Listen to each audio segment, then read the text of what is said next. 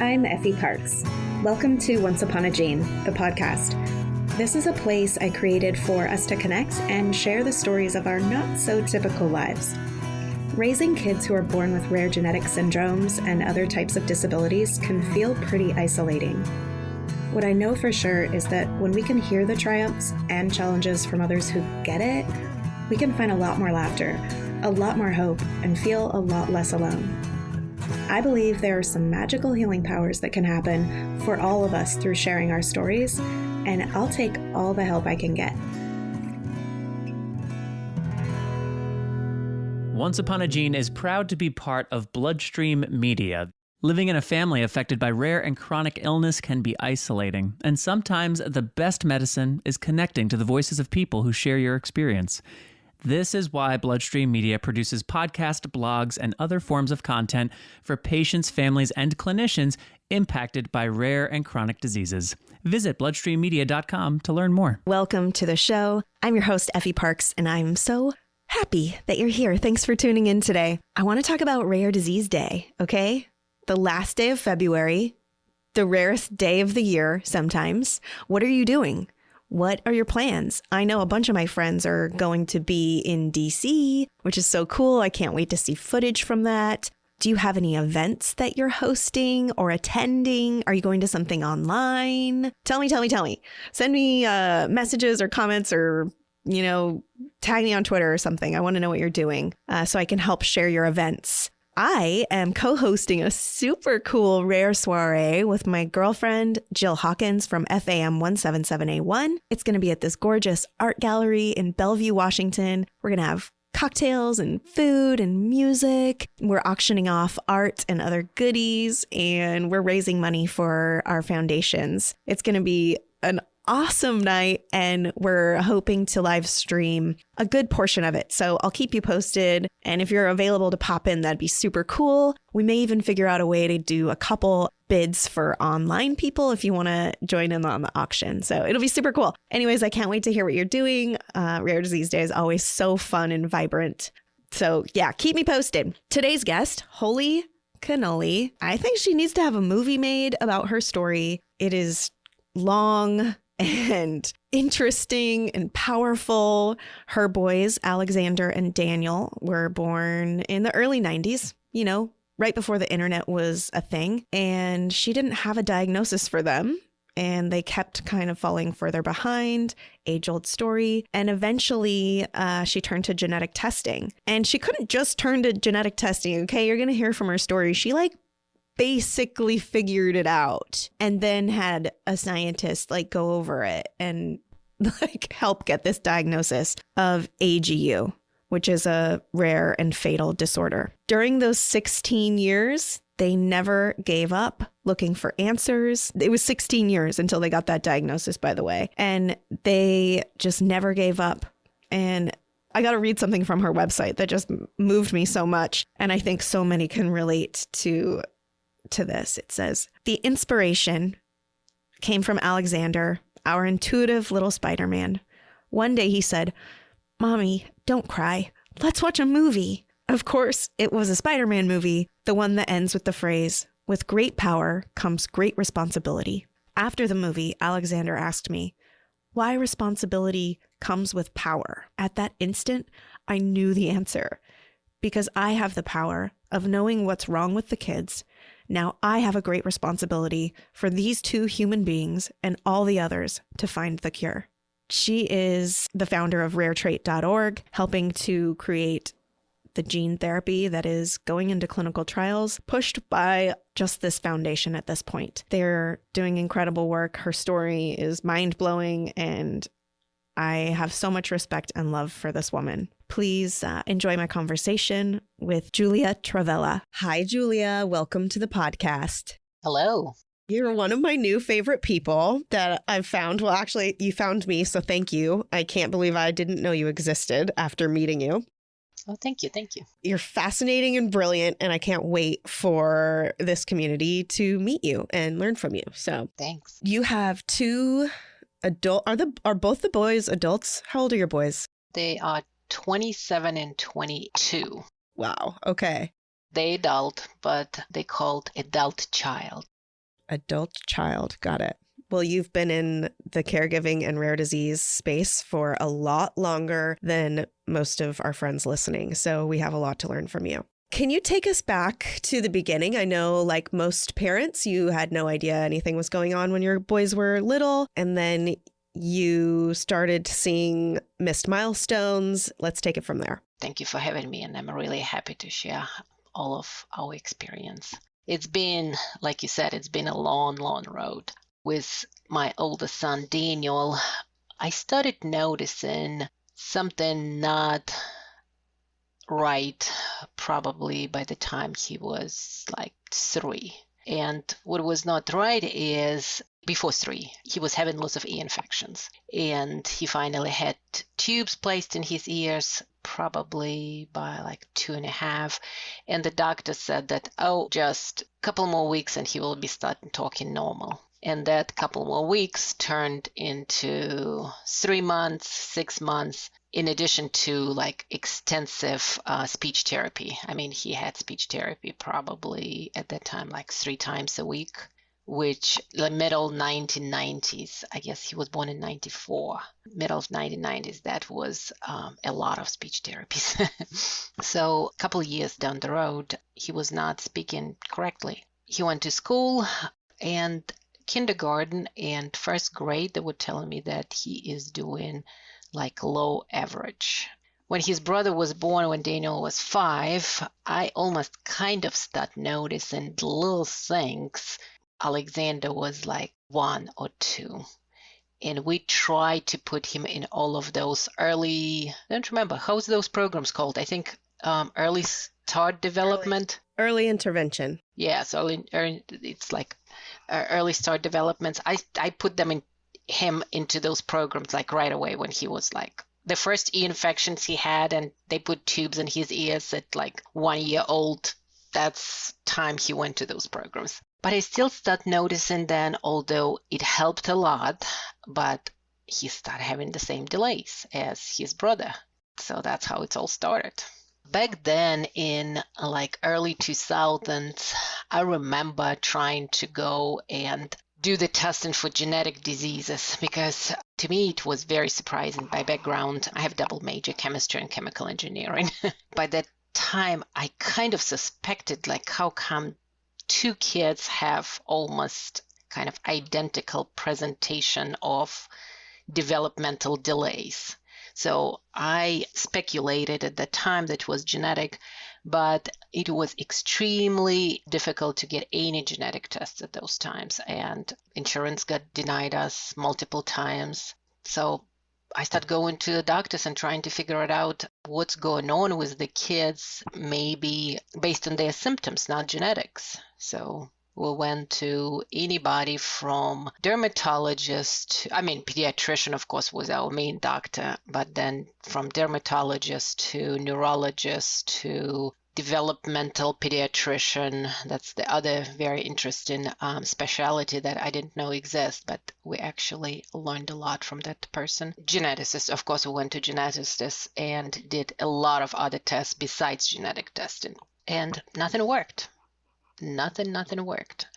Everything was actually fine. Everything was in range. But the kids were kind of behind at school. Their language, although they talked, their language was way behind their peers. The older one he knew his alphabet, he knew his colors, but he had trouble reading. I mean, they tried, and to me, it's like my heart was breaking, because I could see how they were trying very, very hard to kind of catch up to their friends, but it didn't work. I mean, doctors try to do their best. It's just, I think my view was like overall system. You would go to one doctor and he will do all the tests and everything will be average to low average. Go to another doctor, it will be the same. But the most difficult thing was actually putting it all together. And that's one of the things that kind of nobody looked at, just because the way how the system works. And I guess the disease that my kids have is extremely rare and almost impossible to diagnose at that time. In 2008, the geneticists did the urine test for the disease that my kids have. And the test came back actually negative, but it's with the note that the sample is dirty. And I remember talking to geneticist. By that time, like I kind of knew the doctors by the first names, and we communicated by the first names already. And I remember I told geneticist, I was like, how can you tell me that the sample was dirty? I'm a chemist. It's my job, actually, to learn how to take samples, including biological samples. That's what I studied in college. And his reply was very interesting. He told me, you really don't want your child to have a lysosomal storage disorder, which is, that's what they have, because there's no treatment. So that was a very interesting reply. It's like, you don't want to keep looking because it could be really bad. Yeah. And that's what's kind of interesting. It is very scary, to trying to get diagnosis, and then all of a sudden the diagnosis would be something that is very fatal, and no treatment. That's what actually we end up having. Man, so you're on this diagnostic odyssey. It's 2008. Testing's getting better. And then all of a sudden there are these like glamour genetic test kits on the market. Yes, that was already, actually, by that time, it was 2000, I think 10 or 11, when the first kind of, direct-to-consumer genetic tests came. And I was itching to trying to do those genetic tests. And I remember the very first ones that came to market was like $500 a piece or $800 a piece, something like that. Very, very extremely expensive. And think about it, it was like 15 years ago, something like that. The very first, I bought 2 of them for me and my husband as a Christmas present. So we did, and I figured out, okay, if both kids have something, it might be something in mine and my husband's DNA. But those genetic tests that, although they were like $800 back then, they were still not full genome sequencing. They were like kind of, let's say, partial, like probably testing like 50% of genetic material. And I went through, and the report that came back, actually there was nothing, no problem with that. I can see that I was carrier, for example, for PKU, which is also a rare disease, but my husband was not. So things like that. So it was like, okay, I need to dig some more. Maybe it was some kind of, maybe I thought that it was not tested, but maybe it's some kind of spontaneous mutation came with both kids, So and the interesting part is, for like 10 years trying to figure out the kids' diagnosis, because they're both boys, I've been told many, many times that it's probably X-linked. X-link disease. So essentially it is the female is the carrier, but when you get it in the boys, it is because boys is having X and Y chromosome, and females have 2 X chromosomes, so one of them compensating for the other ones. So the boys usually have those types of diseases. Those types of diseases affect boys, not girls. So I've been told that many, many times. I think that's also kind of an issue that I see, because, it's like, I remember feeling so bad, I was like, okay, it is, I've been almost told, like, okay, you have 2 boys, so what are you thinking about, It's the X-linked disease, developmental disorder, so yeah, have a girl, almost, But like 6 months after our first initial tests, we got some more tests and tested kind of like more, so tested both kids and tested like very close relatives that we have, so grandparents too. And what the results also came inconclusive. So everything that shows there was on original kind of review panel for those direct-to-consumer product. It didn't show anything. Oh, actually, so the product that we use, surprisingly, I think by now everybody knows that it's called 23andMe. I'm pretty sure you're familiar with that, Effie, correct? Mm-hmm. Yep. There is a very interesting tab there when you look at that is download raw data. And that's what I did. So now by that time I had mine and my husband's data and I had my both kids' data. So I downloaded, and at that time I started looking back to the doctors. Maybe somebody will help me understand what's the raw data is about. So that was 2011, and everybody looked at me like, you crazy? So the doctors at that time, I went back to a couple of doctors. They didn't believe that anything can be done from consumer tests. That was the belief back then. I have a data with lots of unknowns. So I was like, okay, I'm going to find out the person who can tell me something. So the interesting part is I found people who process those types of information. The discipline called bioinformatics. That's the people who process those genetic data. So I found a guy, a really nice guy on internet. He had a company that could analyze the data. He said that he will clean up the data for me, meaning that out of millions of gigabyte of data, I would get something that is like useful. So I will get the results only with like mutation. I will get the data with some kind of issues. All the cleanup data, he will clean it up.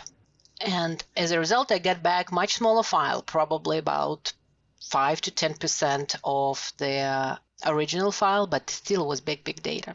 So, and then it was up to me to try to, he said that he really could not spend more time on that because otherwise it would be to dig a lot more and to spend his time. So he was busy.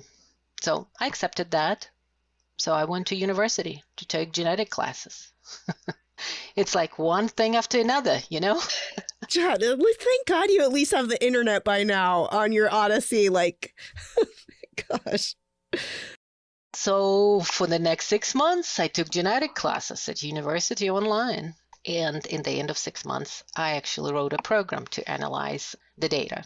So what I did is analyzed mine and my husband's hypothetical child in comparing to our real children.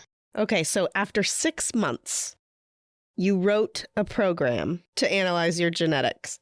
So I could write programs. I just needed to find out what is the genetics all about. My kids have AGU. That's the name of the disease. And we looked what it is, AGU. So at that time, all of the information that was published on AGU was published describing Finnish mutation. That is very prevalent in Finland. And I kind of was not surprised because my mother's ancestry is Finnish. So I was like, okay, I see where I'm getting it from. It took me another 3 months to verify it with the doctors. Then the doctors collected blood work and urine work, sent it to the labs. I think we did it like 3 or 4 times. Because this particular disease has expressed enzymes. So it is the biomarkers in the blood and in a urine too. And the results we got back, you say, yes, that's what I have. Unbelievable. You sleuthed it out and you figured it out. I would say it was a good thing that we were able to get kind of our kids diagnosis, understand it, like internalizing, not get diagnosis, but internalizing that like several months apart. So the disease that my kids have called Aspartylglucosaminuria, that's a big word. So the short one is AGU. It is lysosomal storage disorder, one of, I think, 49 lysosomal storage disorders. It is that so they're missing the enzyme that breaks down cellular. So it is cellular protein, cellular enzyme that breaks down glucoproteins. I'm getting lots of questions. It's like, okay, if it is metabolic disorder and its enzyme breaks down, can we kind of help with different food choices? You know, not giving them some type of proteins. Unfortunately, glucoproteins is a lot of that is what body's producing which is, let's say, examples of glucoproteins are hormones, for example, things like that. So it's something that's bodies produce, and so it is something that's kind of affects person all the time. AGU is extremely rare disease, so out of let's say 200 parents and doctors that was at that conference, there was nobody with AGU. There was people with other glucoprotein lysosomal diseases. That's another, like, probably about 150 caregivers and probably about 50 kids there. So that's what it helps. It helped a lot to meet new families and to connect. That was great. I think it's you agree, correct? It changes everything, right? When it's not just you and your husband, like living in this darkness and being terrified and feeling alone. You find this whole big world. And luckily you found it at a conference right away, which is life-changing. Yes, indeed. Indeed. And it's because, I mean, you know how lonely it is. Like people don't know anything about your disease. It is so difficult to talk about your disease to everybody. So who did you meet at the conference? What happened at the conference that lit another fire? Interestingly, at that conference, I met one of the person who kind of, I guess he inspired me to try to figure it out how it all works. So I met Kakis at that conference. And I think everybody knows Kakis now. Yep, everybody knows. I also met several other parents with other lysosomal storage disorders that also worked, although the gene therapy was not their kind of the treatment of choice back then. It was enzyme replacement therapies and that's what Kakis worked on at that times. But nevertheless, it's kind of gave me hope that maybe, just maybe, something can be done. Immediately right after that, I kind of frantically started writing emails to anybody that I could find in the literature. And that's probably, I think all the parents do that. Yeah, I always have that gif of that cat like hammering on the computer. That's every parent emailing people who have published papers on their kids' rare disease. So I think maybe that I wrote like maybe 200 emails to anybody who published anything about AGU for like the previous 30 years. The disease was discovered like in late 60s. There was, from what I've seen, there was lots of work done in like 80s and 90s, but then everything stopped. Nobody worked on that disease like in 2010. There was not a single group. Although the disease was very prevalent, I think it's the most common rare disease in Finland. So I contacted the Finnish group, the Finnish doctor. She invited me to come to Finland to meet with her because she is one of the doctors that knows a lot and did a lot of research on AGU. It's Dr. Maria Arvio, and meet other AGU parents over there. And also, interestingly, they told me that like within like a week of my contact, a family from France also contacted them, and they said, we'll bring you at the same time so you can meet. I was like, yay. So on the way to Finland, we stopped in Germany. And in Germany, and the reason is actually, so the researcher that did her PhD in trying to find out the 3D folding of the enzyme for AGU worked in Germany. So we met and got to know each other. At that time, she said that she's not working on the AGU anymore. It was her PhD thesis like 20 years prior to that. But she's actually really interested to restart the research. That was the only reply I got out of those 200 emails. Wow. So, and that's where our research started. Man, I'd like to think that people respond a little more often now. What do you think? I would say, no, I cannot say that. So probably I got another maybe 10 responses back. And, but what I meant by response is, the response something like, okay, I'm so sorry that your child have this, but we don't know anything about it. That's what I mean. It is reply, but it's nothing I can do with that reply. So this angel is like, sure, you know what? Why not? I'll go dust off my AGU research.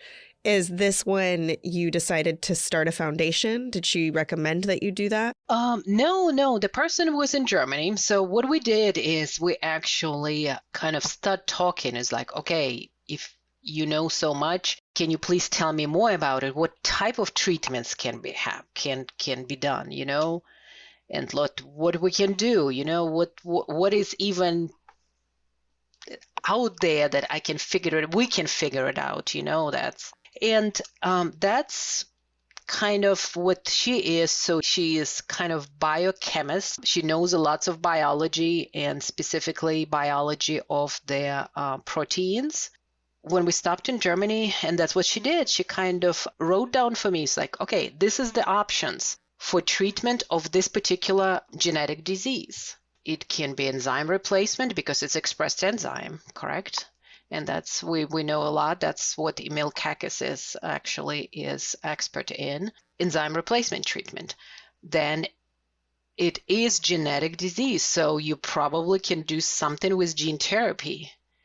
It's not like you really, she told me, she said, I really don't know which one, how, and what, but yes, you can go look for people who do gene therapy, By that time, I didn't know the kids' mutations yet. So we didn't do detailed genetic testing for their specific mutations to prove that's like how we need to proceed. And so she said that it's probably can be done something on their genetic mutations. And you need to do this and this and this for us to see which way to go. But genetic mutation, that's where the treatments come, like chaperone therapy or CSOs. That's what's very popular right now. Can you just briefly explain what chaperone therapies are? Chaperone therapy is, so it is the other word for chaperone therapy, small molecule therapy. Okay. So essentially, small molecule gets in a place of that particular mutation. And when protein folds, it actually either closes that problem with the folding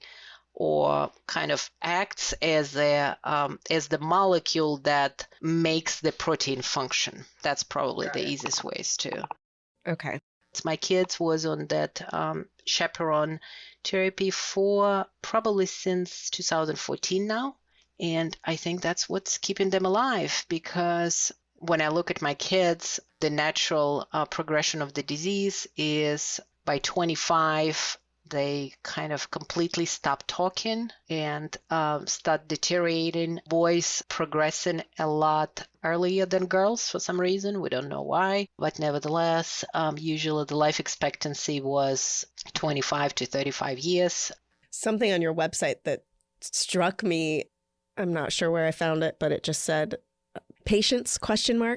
No, just kids destined to die. I appreciate that very direct explanation, and I get it. I mean, looking back now, what we did, I think we made the right decision to focus on 2 treatments. And now with all the work that is done, I know that there is talking about somebody studying enzyme replacement therapies possibly doing, which is also good. The chaperone therapy clinical trials in Finnish mutation started, I think, more than 3 years ago now. It's actually have wonderful results, and they found several interesting facts about that. It's actually showing the clearing of kind of the disease deposits in the brains. There were 3 or 4 articles were published already so far. So I'm just kind of relaying what researchers find. So it's great to raise money for that expensive treatment for the child. I know that you have worked with, or are you still working with Dr. Stephen Gray on your gene therapy? Most people listening know that name, especially if they heard the episode with Terry on SPG5 and the SPG50 and the gene therapy that was produced there. Yes, so all of the preclinical work was done by Steve. Yes, we still work very close. So he will be, and he is part of our IND submission as the person that did all the preclinical stuff. He did a great job. So where are you at now? What is your next step and what's on hold? So we did produce our toxicology batch, and we started the toxicology studies. So we had pre-IND. Yeah, that's probably is interesting discussion is we're supposed to start our clinical trial sometimes in 2018. And here we are 4 years. So we actually had a pre-IND meeting. That's the meeting with FDA to kind of review all of your preclinical research. So we had that meeting. So Steve actually led the meeting. We had that meeting in 2018. It was actually a very successful meeting, and that's where we asked FDA if we can use rats for our toxicology study instead of primates, and that's where FDA agreed on. Small pharmaceutical company got interested in the disease and acquired a license from university to proceed, and they worked on the development from, let's say, 2018.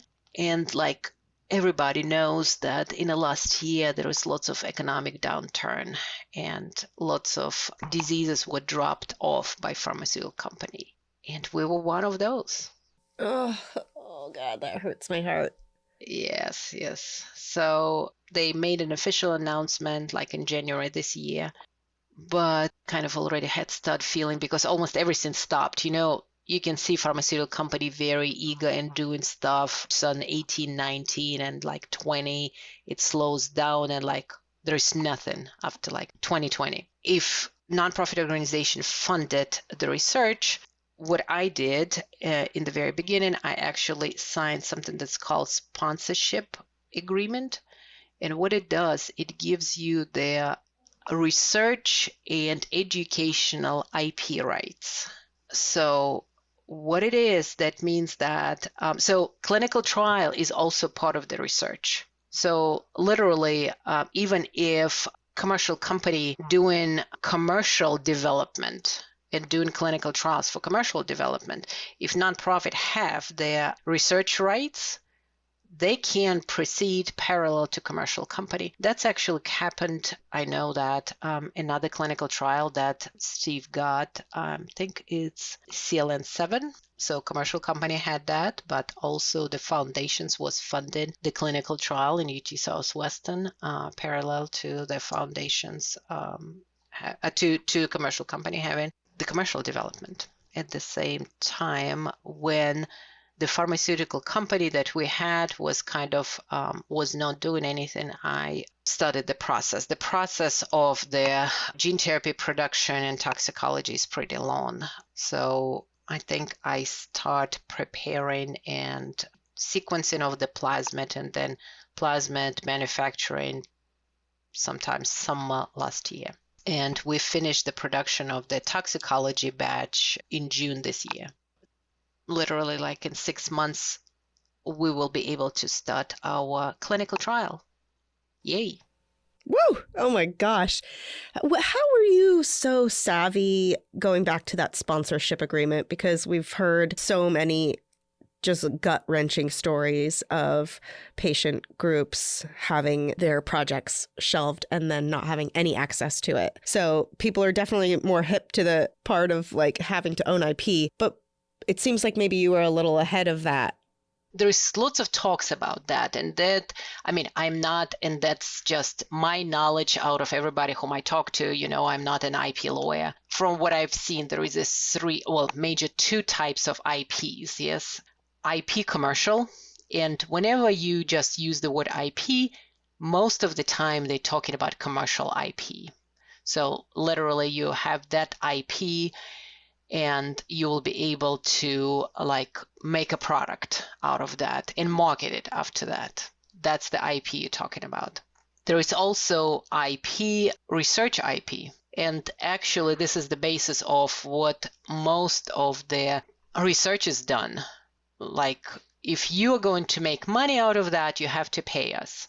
But if you are just going to research and understand the product, that's the research IP. But you also have the access to all of the products. And that's one of the things. So at that time, Dr. Gray was still in UNC, University of North Carolina. And that's when we signed the agreement for them to do the work. Number one, you have to put something in place. If you are going to give money to the university or to anybody, you have to sign something with that particular organization, because otherwise that money will be looked as a donation.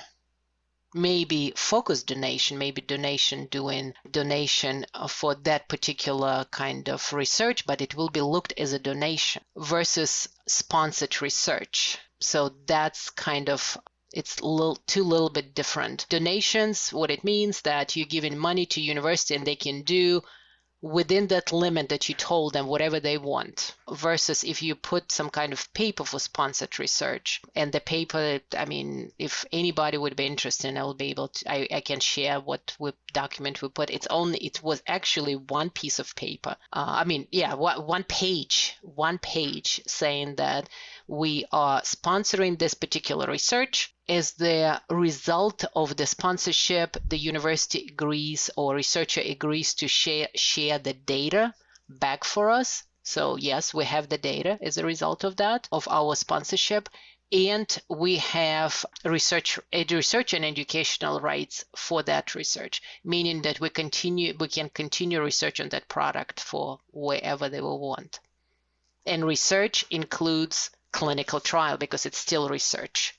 You don't have the marketable product till you will go to market authorization with authority, FDA or AMA. Brilliant. So how are you going to ensure that the boys make it in the clinical trial? Is that a thing? It should be for rare, but I know that's not the case. The PI that we use, I cannot, at one point I will excuse myself from like a detailed management of the research, just kind of not be involved in the conflict of interest of something like that. Research or clinical trials, I would say it's first come, first serve basis. Most of the time it's done, correct? When qualifying, that's complicated. Everybody has to qualify, like all of the patients have to qualify.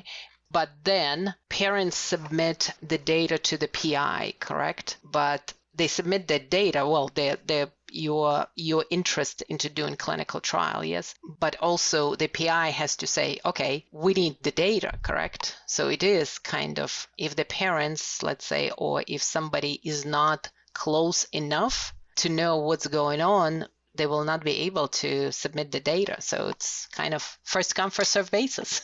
Well, you'll be on top of that one. Yeah. And on top of that, Rose. Yeah. What do you think are the 3 biggest mistakes that families are making right now in developing their gene therapy programs? Or what are 3 things to make sure to watch out for or to include? One of the things that, as I was saying, it's very important to put that paper together in the very beginning of the research. So that differentiates your donation versus sponsored research. Indeed, the universities is putting up lots of effort and lots of resources also parallel to you. So yes, they have rights to probably commercial IP. That paper that's put in place with university and understanding, it's almost like a prenuptial agreement. Yeah. Whenever you get married, you need to know what will happen when you'll get divorced. And all of those companies or universities shelving the research, that's the divorce. So don't go and give $500,000 to a researcher without the results, without knowing what you will get in return. And that's whenever parents have that eager trying to do something, and all of a sudden they raise millions of dollars due to whatever circumstances, or they have some kind of money in the bank, and they'll be able to fund that initial research. Don't give researcher $500,000 and say, okay, develop that for me. And that's one of the things that what I was studying kind of as a project manager for the company that I worked before that. So essentially do step by step. The first step is if you're doing gene therapy, so you develop in plasmid and you test in it. Oh, not plasmid, construct, sorry. You develop in the construct, so essentially it is your gene of interest, how it fits in the vector or in a virus. So there are several ways can be developed. So you develop in that and you have to test it. And different researchers have different preferences. Some test it in the fibroblast, as what we did. Somebody testing right now in pluripotent stem cells. Somebody's testing it in small cohort of mice. But this is kind of you understand whether it's actually working or not. You kind of doing your concept selection, and that's cost. It doesn't cost $500,000. So yes, just pay for this first and see if you'll get the results within the specific time frame, which probably should be a couple months to 6 months, And then you can see that as a result, the researcher have to prove to you that this is what I made. This is the medicine, essentially, I made, the construct. And this is the result of that treatment and the production of the protein, the transport of the protein or something. There is some kind of marker. It's increased. Before that, it was 0. After that, it was 10. So this is the first step. Once researcher finished that and you get the data, you see that you start developing a relationship with that researcher. And after that, okay, you need to develop a bigger cohort. You need to produce that particular construct, a research grade construct, which is usually done somewhere in university, in a lab, or it's very, very cheap to produce that. Or there are several commercial companies, and that particular cost is maybe a couple $1,000s only. Next, you produce that particular piece of kind of your project, of your research. So you produce the medicine, then you test it in a mice, or in this particular case, when you do the bigger one, in a mice.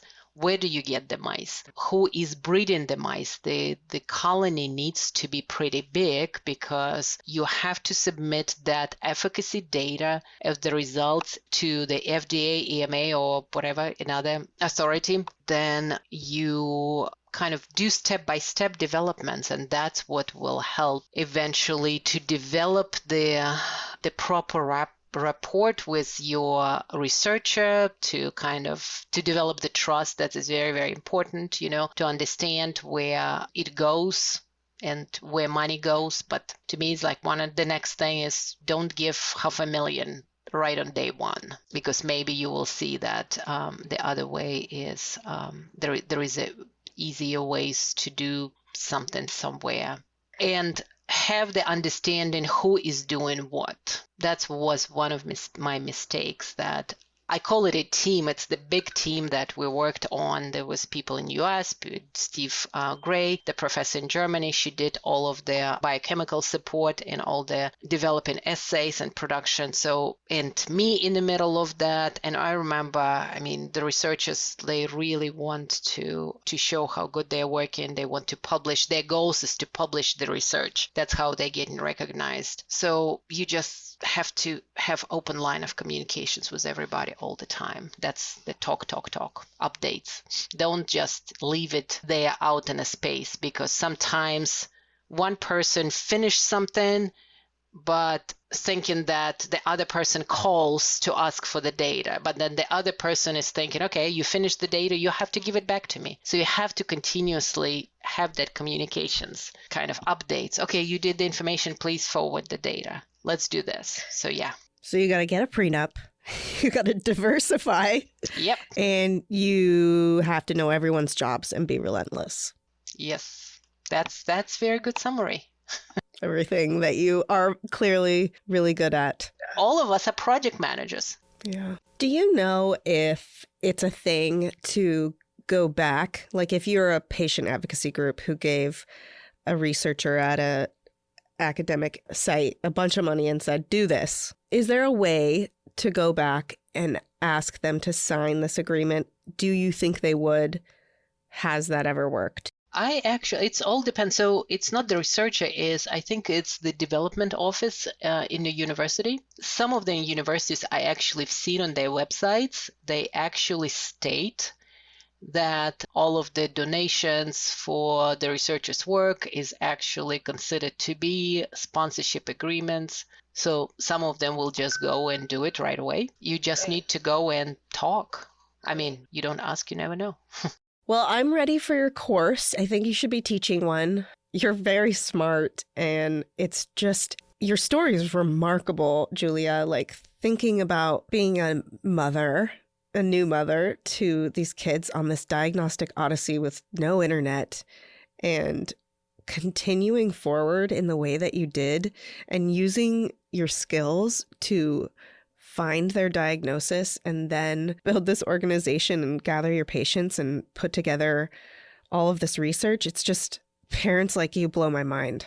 And you're such a valuable resource to so many. And I think that what you have to offer is so unique. And I'm so excited to know you.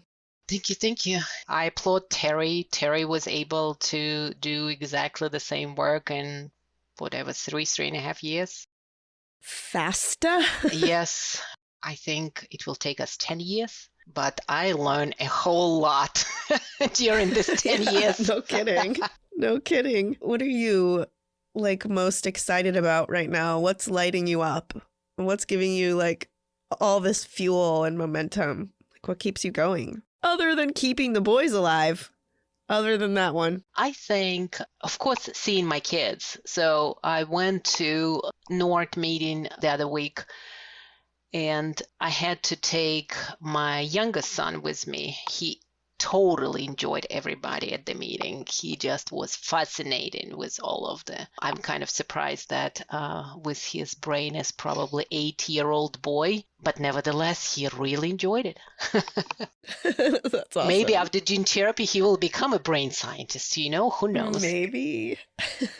But the interesting part is, so they asked for everybody's position. And of course, I wrote what's my position is, but he was present there. And I was like, okay, how can I call his position, So his position was goalkeeper. I love that. So that's my goalkeeper.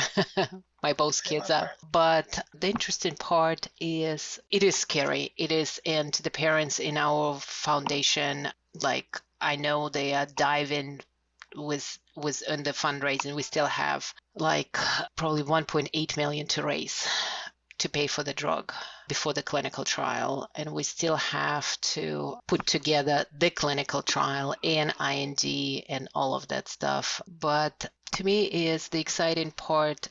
I think we really can help the next people that come in along avoid the mistakes. Now I think I'm really, really good in recording everything putting together everything that I'm doing and trying to figure out, okay, why is this? Why this has happened? How can I avoid next time?